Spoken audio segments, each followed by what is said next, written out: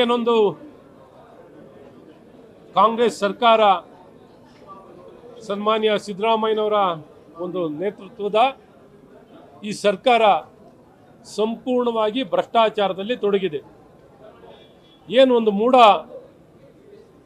Site ಹಂಚಿಕೆ ಅಥವಾ denotification alternative ಜಾಗ ವಿಚಾರದಲ್ಲಿ ಯಾವ ರೀತಿ ಅಧಿಕಾರ ದುರ್ಬಳಕೆ ಮಾಡಿರುವಂಥದ್ದು ಬಹಳ ಸ್ಪಷ್ಟವಾಗಿ ಎದ್ದು ಕಾಣುವಂಥದ್ದಾಗಿದೆ. ಮುಖ್ಯಮಂತ್ರಿಗಳು ಬೀಸೋ ದೊಣ್ಣೆಯಿಂದ ತಪ್ಪಿಸ್ಕೊಳ್ಳಿಕ್ಕೆ ಇವತ್ತೇನು ಜುಡಿಷಿಯಲ್ ಕಮಿಷನ್ ಅನ್ನು ನಿನ್ನೆ ಆಜ್ಞೆಯನ್ನು ಮಾಡಿದ್ದಾರೆ, ಅದು ನಿಜಕ್ಕೂ ತಮ್ಮನ್ನು ತಾವು ರಕ್ಷಣೆಯನ್ನು ಮಾಡಿಕೊಳ್ಳಿಕ್ಕೆ ಮಾಡಿರುವಂಥ ಒಂದು ಪ್ರಯತ್ನ. ಈ ಮುಂಚೆ ಅರ್ಕಾವತಿ ಬಡಾವಣೆಯಲ್ಲಿ ಯಾವ ರೀತಿ ಕೆಂಪಣ್ಣ ಆಯೋಗವನ್ನು ಏನೊಂದು ಸ್ಥಾಪನೆಯನ್ನು ಮಾಡಿದ್ರು, ಆಜ್ಞೆಯನ್ನು ಮಾಡಿದರು, ಆ ವರದಿಯನ್ನು ಮಂಡನೆ ಮಾಡಿಲ್ಲ. ಈಗ ಈ ಒಂದು ನ್ಯಾಯಾಂಗದಿಂದ ಏನನ್ನ ನಾವು ನ್ಯಾಯ ಬೇಯಿಸ್ಲಿಕ್ಕೆ ಸಾಧ್ಯವಿದೆ, ಇದನ್ನು CBIಗೆ ಅವರು ಹಸ್ತಾಂತರ ಮಾಡಬೇಕಿತ್ತು.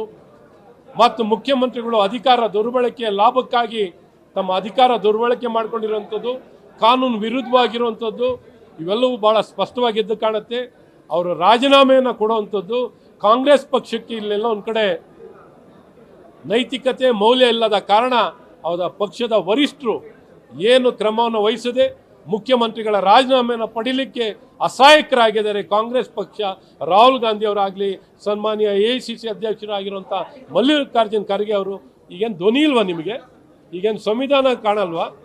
ಸಂವಿಧಾನದ ಆಶಯಗಳು ಭ್ರಷ್ಟಾಚಾರ ನಿಯಂತ್ರಣ ಮಾಡುವಂಥ ಯಾವುದೇ ಒಂದು ಪ್ರಯತ್ನವನ್ನು ಮಾಡಲಿಕ್ಕೆ ನೀವು ಒಂದೇ ಒಂದು ಪ್ರತಿಕ್ರಿಯೆಯನ್ನು ಕೊಟ್ಟಿಲ್ವಲ್ಲ, ಯಾವ ರೀತಿ ನೀವು ನಿರ್ವಹಣೆ ಮಾಡ್ತಿದ್ದೀರಾ? ಹಾಗಾಗಿ ಇವತ್ತು ಆಡಳಿತದಲ್ಲಾಗಲಿ, ಆರೋಗ್ಯ ನಿರ್ವಹಣೆಯಲ್ಲಾಗಲಿ, ಶಿಕ್ಷಣದಲ್ಲಾಗಲಿ, ಬರ ನಿರ್ವಹಣೆಯಲ್ಲಾಗಲಿ, ಕಾವೇರಿ ನೀರಿನ ವಿಚಾರದಲ್ಲಾಗಲಿ, ರೈತರ ವಿಚಾರದಲ್ಲಿ, ಎಲ್ಲ ವಿಚಾರದಲ್ಲೂ SC/ST ಫಂಡ್, ಈ ರೀತಿ ಪ್ರತಿಯೊಂದು ವಿಚಾರದಲ್ಲೂ ಈ ಸರ್ಕಾರ ಅಧಿಕಾರ ದುರ್ಬಳಕೆಯನ್ನು ಮಾಡಿ ಸಂಪೂರ್ಣವಾಗಿ ಭ್ರಷ್ಟಾಚಾರದಲ್ಲಿ ತೊಡಗಿದೆ. ಹಾಗಾಗಿ ಸರ್ಕಾರದಲ್ಲಿ ಇವೆಲ್ಲ ವಿಚಾರದಲ್ಲೂ ಮುಖ್ಯವಾಗಿ ಮುಖ್ಯಮಂತ್ರಿಗಳ ರಾಜೀನಾಮೆಯನ್ನು ಒತ್ತಾಯ ಮಾಡುವಂಥದ್ದು ಈ ಸದನದಲ್ಲಿ ಆಗುತ್ತೆ. ಈಗ ಸದ್ಯಕ್ಕೇನಿಲ್ಲ, ಈ ಸದ್ಯಕ್ಕೇನು ಅಂತ ಯಾವುದು ಚರ್ಚೆ ಮಾಡಿಲ್ಲ. ಭಾಳ ಮುಖ್ಯವಾಗಿ ಸದನದಲ್ಲಿ ಈ ವಿಚಾರದಲ್ಲಿ ಮಾತಾಡುವಂಥದ್ದಾಗುತ್ತೆ. ಮಹರ್ಷಿ ವಾಲ್ಮೀಕಿ ನಿಗಮದ ವಿಚಾರದಲ್ಲಿ ಸಂಪೂರ್ಣವಾಗಿ CBIಗೆ ಹ್ಯಾಂಡ್ ಓವರ್ ಆಗುವಂಥದ್ದಾಗಬೇಕು. ನ್ಯೂಸ್ ಫಸ್ಟ್ ನಿರ್ಭೀತಿಯಿಂದ ನಿಮ್ಮ ಪರವಾಗಿ.